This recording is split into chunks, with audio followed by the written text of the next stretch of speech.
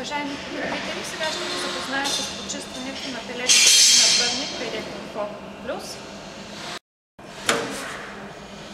Задължително е ежедневно да почистваме горелката на камината, като се уверим, че нямаме запушени отвори.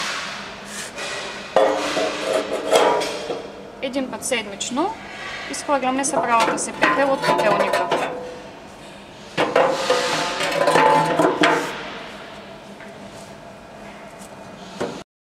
Сега ще ви запозная с менюто на контролера.